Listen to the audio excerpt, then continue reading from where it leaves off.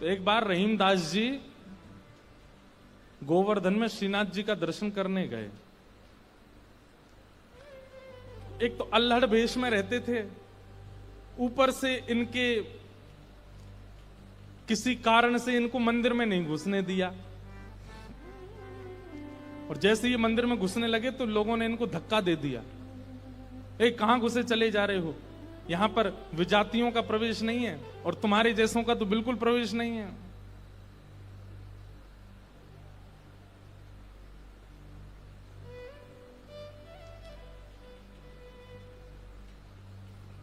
रहीम जी को इतना क्रोध आया, ठाकुर जी को ही सुनाने लगे बाहर बैठ करके।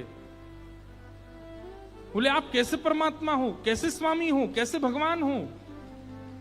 इतनी दूर से मैं चल करके आया और आप मुझे दर्शन नहीं दे रहे हो, लोगों के द्वारा मुझे बाहर करवा रहे हो। इतने क्रोध में आ गए श्री रहीम जी। ठाकुर जी भीतर खड़े खड़े उनको पसीना आने लगा, बाहर खड़े खड़े रहीम जी गुस्सा कर रहे हैं। गुसाई जी भोग लेकर के गए, पर्दा जैसे किया, ठाकुर जी बोले हमको नहीं पाना। ठाकुर जी कुछ और बना के ले आऊं, ठाकुर जी बोले हमको वो भी नहीं पाना। गुसाई जी को लगा ठाकुर जी बहुत नाराज हैं, 56 भोग बनाओ। 56 भोग लेकर के गए, ठाकुर जी बोले बिल्कुल नहीं पाना, हमारा मन नहीं है।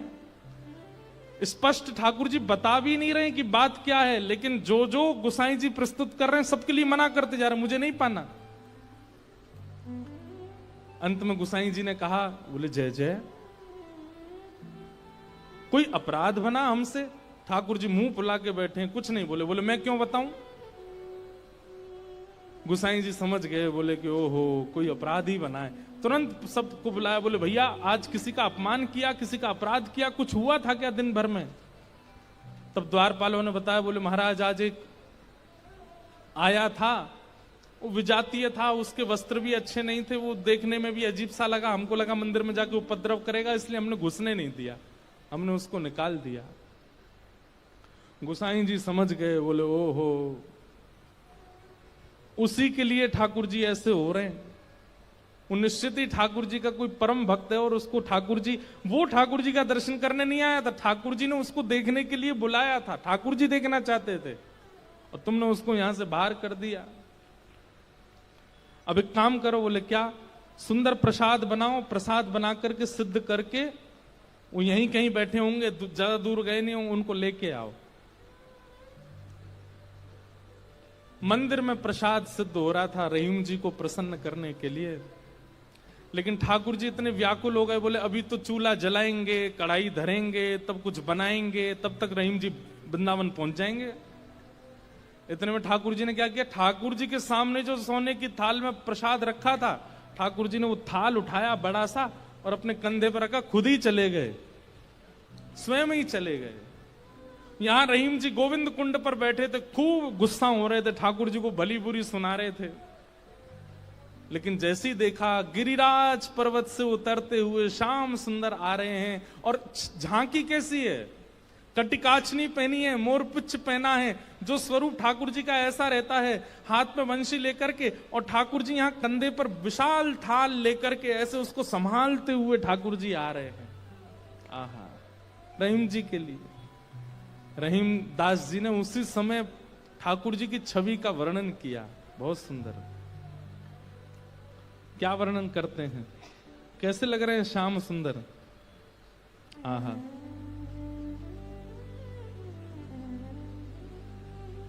काछे काछिन कलित मुरली कर, पीत पिछोरी साल की, बंक तिलक के सर को कीन्हो, दुति मानो विदुबाल की, ओ छवि आवन मोहन लाल की, छवि आवन मोहन लाल की, छवि आवन मोहन लाल की, छवि आवन मोहन लाल की।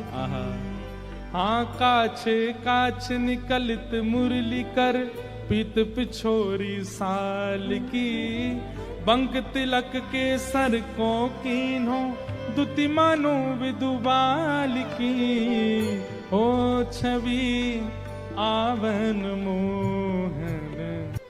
अरे मोह कोई वेद ध्वनि ब्रज में सुनावे तो मेरे कान इतने रीझे ना आए, लेकिन कोई प्रेम आसक्त है करके मुंह को घोरी घोरी गारी सुनावे सो मैं तो वह के सामने प्रकट है जाऊं। वाह हो छवि आवन मोहन लाल की छवि आवन मोहन आहा। लाल। और थाल सामने रख करके ठाकुर जी वहां से अंतर ध्यान हो गए, लेकिन रहीमदास जी की स्थिति ऐसी वो तो उसी छवि में छके हुए बैठे हैं, थाल सामने रखा है। इतने में गुसाई जी अपने असंख्य सेवकों के साथ खूब सारा प्रसाद बना करके लाए। रहीम जी के पास जैसे ही पहुंचे तो देखें यहाँ तो पहले से ही थाल रखी, और ये वो थाल है जो श्री जी बाबा की है, श्रीनाथ जी की है। नेत्र बंद हैं और एक कोई सामग्री लेकर के प्रेम से रहीम जी पा रहे हैं। गुसाई जी बोले, रहीम जी ये थाल आपके पास आई कैसे? आहा। बिसरत नाही सखी मोमन सो चितवन बैन विशाल की। बैन मतलब बैन कहीं कहीं ये अधर का जो अंतिम छोड़ होता है इसको बैन कहते हैं। ठाकुर जी के ये कैसे बोले, इतने मधुर हैं कि जब ये ठाकुर जी मुस्काते हैं ना तो वो जो अंतिम छोड़ है वो इतना प्रिय लगता है ठाकुर जी के मुखमंडल का कि वो मेरे नेत्रों से जा नहीं रहा है। विसरत नाही सखी मोमन सो चितवन बैन विशाल की। नीकी हसन अधर सधरन छवि छवि सुमन गुलाब की हो छवि आवन मोहन लाल की छवि आवन लाल की। और जल सो डार दियो पुत्रिन पे डोलन मुक्ता माल की। जल सो डार दियो पुत्रिन पे डोलन मुक्ता माल। आप बोन आप मोल बिन मोलन डोले बोलन मदन गोपाल की। आप मोल बिन मोलन डोलन बोलन मदन गोपाल की। हे छवि आवन मोहन लाल की छवि आवन मोहन लाल की। आहा।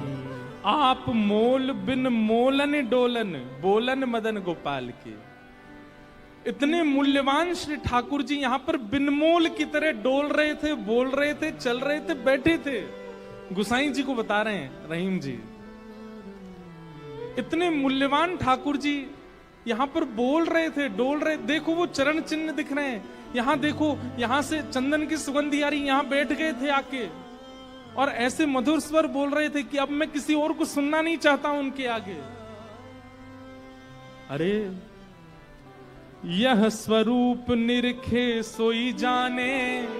अरे जिसने वो स्वरूप देखा होगा, यह स्वरूप निरखे सोई जाने। यही रहीम के हाल की। यह स्वरूप निरखे सोई जाने, यही रहीम के हाल की। ओ छवि आवन मोहन लाल की छवि आवन लाल की। वहां रहीम जी के नेत्र सजल हैं और यहाँ गुसाई जी के सुनते सुनते नेत्र सजल हो गए। वाह ठाकुर जी, आपकी लीला। यहां हम इतनी सामग्री सिद्ध कर रहे थे रसोई में, लेकिन आपसे इतनी प्रतीक्षा भी नहीं हुई। आप अपनी थाल लेकर के आ गए और ऐसी लीला करके गए रहीम दास जी के पास आकर के। ऐसे हमारे ठाकुर जी। वृंदावन धर्म, अर्थ, काम और मोक्ष सबसे परे है। वृंदावन के लिए तो केवल प्रेम जागृत हो जाए चित्त में, अत्यंत प्रेमी हो जाओ आप, और वो प्रेम ऐसा छकेगा। आप प्रेमी हो गए, इसका प्रमाण क्या है? अरे श्याम वर्ण की कोई वस्तु कहीं दिख जाएगी, ऐसा लगने लगेगा ये कितने सौभाग्यशाली कि इनका श्याम वर्ण है। कृष्ण ने अपना वर्ण दे दिया है। किसी में दोष नहीं दिखेगा, सब में गुण दिखने लग जाएगा। मौन रहने का मन करने लगेगा। जब जब कृष्ण नाम ध्वनि होगी, ताल कैसी, स्वर कैसा, राग कैसा, उस पर ध्यान नहीं जाएगा, बस नृत्य करने का मन करेगा। वाणी गदगद हो जाएगी, सुनते सुनते कथा नेत्र सजल हो जाएंगे। प्रेम के बड़े लक्षण हैं, वो सब लक्षण धीरे धीरे प्रकट होने लग जाएंगे। बस वो प्रकट होने लग जाएं, फिर उसके बाद कहीं और मत रहिए, फिर तो वृंदावन आ जाइए, क्योंकि और कहीं रहेंगे तो पागल घोषित कर दिए जाओगे। केवल वृंदावन स्वीकार करेगा तो।